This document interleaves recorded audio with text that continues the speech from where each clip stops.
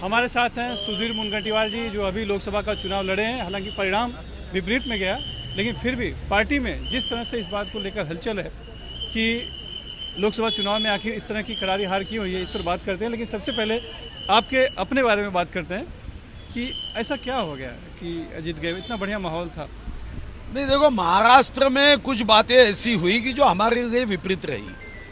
जैसा झूठा प्रचार कांग्रेस ने किया, संविधान बदल देंगे, या कांग्रेस ने किसानों के प्रश्नों को सरकार ने सुलझाने के कोशिश की शुरुआत करने के बाद भी किसानों के मन में ये भाव निर्माण किया कि सोयाबीन हो, कपास हो, प्याज हो, कि हम ये प्रश्न सुलझाएंगे, जबकि वो सुलझा नहीं सकते।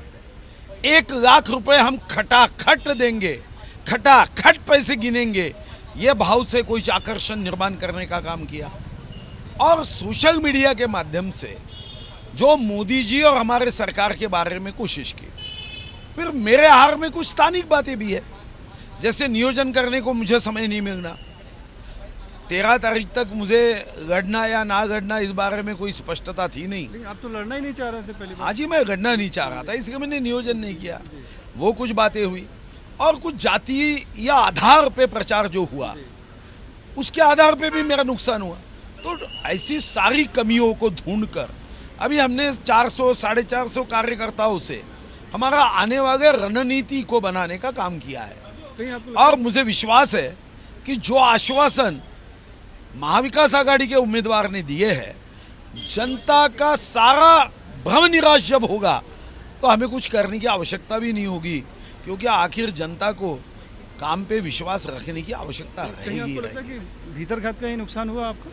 नहीं, वो तो अभी कार्यकर्ताओं के माध्यम से ध्यान में जब आने के बाद भीतरघात से मैं नहीं मानता कि कभी नुकसान होता है।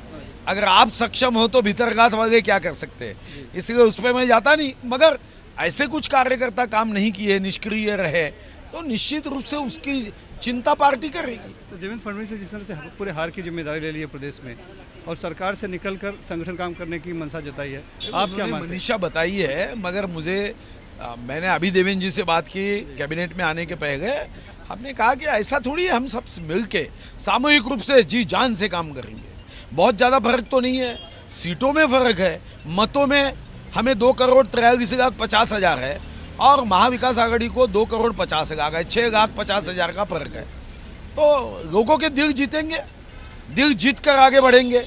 ठीक है, कोई चुनाव में हमारा पराभव हुआ तो इसका मतलब ये नहीं है कि वो स्थायी है, परमानेंट है, ये तो बदलते रहता है।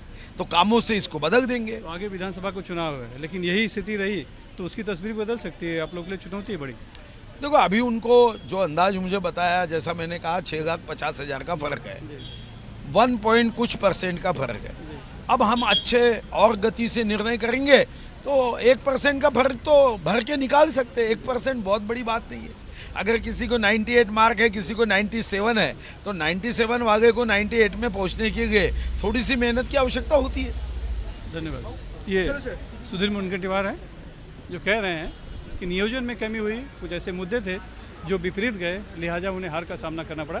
लेकिन अब विधानसभा चुनाव में सभी नेता मिलकर एक साथ संघर्ष कर अपनी जमीन को फिर से मजबूत बने। मुंबई से कैमरामैन महेश अलवाई के साथ सुनील सिंह, NDTV इंडिया के लिए।